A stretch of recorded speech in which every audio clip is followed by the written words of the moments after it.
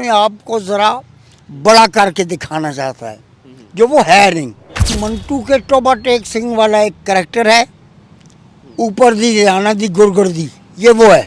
جانسار بھائی نے اور صفیہ آپت دونوں نے کیا اس کی یہ تربیت کی ہے؟ کیا کیفی اعظمی نے کسی جاہل آدمی کو اپنی بیٹی کو بیاہا ہے؟ ہندوستان میں جو مینٹل ہاسپٹل ہیں وہ اپنا کام نہیں کر رہے. ہر ملک کی آرمی اپنی جغرافیائی سرحدوں کی اور ہر ملک کے انٹلیکچوئلز جو ہیں وہ اپنے ملک کی نظریاتی سرحدوں کے محافظ ہوتے ہیں. میں اپنی پوری ادیب برادری جو ہے اس میں اس کو ڈس آن کرتا ہوں. یہ ادیب تھا نہیں, ہے نہیں, اور کوئی امکان بھی نہیں ہے.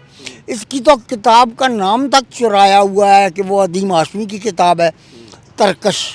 السلام علیکم ناظرین, آپ دیکھ رہے ہیں انفلٹرڈ بائی اویس علی. ناظرین, شاعر جو کہ محبت کی زبان بولتا ہے, لیکن ایک شاعر اس معاشرے میں ایسا بھی پیدا ہو چکا ہے جو محبت کی زبان ترک کر چکا ہے اور وہ جنگی جنون کو ہوا دے رہا ہے. بھارت ہمارا ہمسایہ ملک جو ہمیشہ سے جنگی زحم میں, جنگی جنون میں مبتلا رہا ہے, ایک مرتبہ پھر اس نے فالس فلیگ آپریشن کیا. ان کی گورنمنٹ تو ایسی ہی تھی, لیکن عام عوام اور جو شاعر برادری ہے ان کے اندر بھی گورنمنٹ کا اور آرمی کا جو جنگی جنون ہے وہ سرایت کر چکا ہے. ہمیں پہلے اس کا علم نہیں تھا, لیکن جب سے جاوید اختر نے بیان دیا کہ آریا پار کر دو, بھارت کو پاکستان پہ شدید حملہ کرنا چاہیے, پاکستان سمیت بھارت اور پوری دنیا میں جتنی شاعر ادیب برادری ہے اس صورتحال کو کنڈیم کر رہی ہے کہ شاعر جو محبت کی زبان بولتا ہے, جس کی سیما ریکھا نہیں ہوتی, وہ کیسے جانبدار ہو سکتا ہے. تو اس ساری صورتحال پہ بات کرنے کے لیے ہمارے ساتھ موجود ہے پاکستان کے نامور اور سینئر شاعر اختر عثمان صاحب. آگے ذرا ان سے بات کرتے ہیں کہ جاوید اختر نے کیسا غیر ذمہ دارانہ بیان دیا ہے اور یہ جاوید اختر کو کیا پیغام دینا چاہیں گے. السلام علیکم سر.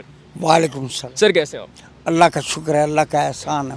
سر, شاعر جو محبت کا پیام بر ہوتا ہے, محبت کا سفیر ہوتا ہے, اس قدر جانبدار کیسے ہو سکتا ہے؟ وہ کیسے جنگ کے لیے پرووک کر سکتا ہے؟ جنگ جو ہے اب ایٹمی صورتحال بن چکی ہے, لاکھوں کروڑوں لوگوں کے مرنے کا خدشہ ہے. جاوید اختر نے بیان دیا آر یا پار کر دو, پاکستان پہ حملہ کر دو. کیا کہنا چاہیں گے اس صورتحال کے بارے میں؟ اچھا, مجھے یہ لگتا ہے کہ ہندوستان میں جو مینٹل ہاسپٹل ہیں وہ اپنا کام نہیں کر رہے, اور ایک ایسا آدمی وہاں سے بھاگ آیا ہے جس کو کڑی نگرانی میں رکھنا چاہیے تھا. وہ مجھے منٹو کا افسانہ ٹوبا ٹیک سنگھ یاد آتا ہے, جس میں وہ یہ کہتا ہے کہ اوپر دی دھیانا دی, مسور دی دال دی, اوپر دی گرگر دی. یعنی وہ ریونگ کرتا ہے. وہ ریونگ بہت سارے لوگوں کے نزدیک بامانہ ہو سکتی ہے. پہلے تو یہ بات طے ہے, میں خود بطور ایک چھوٹا سا ادیب ہونے کے ناطے, کہ ہم اس کو اپنی ادیب برادری میں ڈس آن کر چکے ہیں بہت زمانہ پہلے, جب پاکستان وہ آیا تھا اور اس نے انتہائی غیر ذمہ دارانہ قسم کے بیانات دیے تھے. دوسرا اس لیے کنڈیم کرتے ہیں کہ جانسار اختر اور صفیہ آپا, جانسار بھائی نے اور صفیہ آپت دونوں نے کیا اس کی یہ تربیت کی ہے؟ کیا کیفی اعظمی نے کسی جاہل آدمی کو اپنی بیٹی کو بیاہا ہے؟ یعنی شبانہ آپی تو ایسی بالکل نہیں, وہ بھی اس کو نہیں سمجھا سکے. تو یہ اس کا سائیکولوجیکل پرابلم ہے. اور او ایس ڈی کے پیشنٹ ہوتے ہیں بعض, یہ ان میں سے کوئی ایک پیشنٹ ہے جس کو انفیریورٹی کمپلیکس ہے, لیکن وہ نارسسسٹ ہے اور اپنے آپ کو وہ ایک نرگسیت پسند آدمی ہے اور اپنے آپ کو ذرا بڑا کر کے دکھانا چاہتا ہے جو وہ ہے نہیں. ٹھیک ہے, تو اس قسم کے لوگوں کا علاج اس ہسپتال میں ہونا چاہیے جہاں باقی پاگل رکھے جاتے ہیں, اور باقاعدہ جکڑ کے رکھنا چاہیے کہ باقی جو وہاں پہ لوگ ہیں ذہن گم کردہ لوگ ہیں جو ان کو نقصان نہ پہنچے. سر آپ کو بھارت میں پڑھا جاتا ہے جس طرح پاکستان میں پسند کیا جاتا ہے، اسی طرح جاوید اختر کو یہاں پہ سنا جاتا ہے. وہ جب بھی یہاں پہ آئے انہیں محبتوں سے نوازا گیا، لیکن اس قدر سطحی بیان کہ پرووک کر دینا، ایٹمی حملے کا کہہ دینا، تو سر آپ جاوید اختر کو میسج کیا دینا چاہیں گے، اس کو کیا پیغام دینا چاہیں گے؟ میں کوئی پیغام نہیں دینا چاہتا سوائے ہندوستان کے ادیبوں کو کہ وہ اس کو سمجھائیں اور یہ بتائیں کہ ہر ملک کی آرمی اپنی جغرافیائی سرحدوں کی اور ہر ملک کے انٹلیکچوئلز جو ہیں وہ اپنے ملک کی نظریاتی سرحدوں کے محافظ ہوتے ہیں، اور ہمیں خوب پتہ ہے کہ کس مسئلے کو کس طرح ہینڈل کرنا چاہیے. تو یہ منٹو کے ٹوبا ٹیک سنگھ والا ایک کریکٹر ہے، اوپر دی جانا دی گرگردی، یہ وہ ہے. ٹھیک ہے، تو ایسے لوگ جو ہیں ان کو خاص طور پر کڑی نگرانی میں رکھنا چاہیے تاکہ وہ باقی لوگوں کے لیے مضر نہ ہوں. میں اپنی پوری ادیب برادری جو ہے اس میں اس کو ڈس آن کرتا ہوں. یہ ادیب تھا نہیں، ہے نہیں، اور کوئی امکان بھی نہیں ہے. اس کی تو کتاب کا نام تک چرایا ہوا ہے کہ وہ ادیم ہاشمی کی کتاب ہے، ترکش. سر پہلے جب انہوں نے اس طرح کے غیر ذمہ دارانہ بیان دیے، آپ نے اگنور کر دیا، آپ نے کچھ نہیں کہا. اس طرح جب آپ کو پتہ چلا جب بھارت جو ہے جنگی جنون میں مبتلا ہے اور کسی وقت بھی حملہ کر سکتا ہے، تو آپ نے جب آپ کو ایک خبر ملی تو آپ نے اس صورتحال کو کیسے جو ہے وہ ڈسکس کیا دوستوں کے ساتھ، اور کیا رد عمل آپ دیں گے؟ جی دوستوں نے تو کنڈیم کیا اور میں بھی کرتا ہوں، لیکن میں اس کو ایک بیمار آدمی سمجھتا ہوں اور ہندوستان کے جنگی جنون کو بھی ایک بیماری سمجھتا ہوں. ان لوگوں کو یہ پتہ نہیں ہے کہ دونوں ایٹمی طاقتیں ہیں اور اربوں لوگوں کی زندگی خطرے میں ہے. اس موقع پر وہ add fuel to the fire والا مسئلہ ہے، add fire to the fuel, کہ جلتی پر تیل گرانا جو ہے وہ کیا ہے. دیکھیں یہاں پہ انڈیا پاکستان کا مسئلہ نہیں ہے، انسانوں کا مسئلہ ہے. پوری دنیا کے انسان جو ہیں اس وقت، کیا وہ جاوید اختر کے لیے خیر کے لفظ استعمال کر رہے ہوں گے؟ ہرگز نہیں.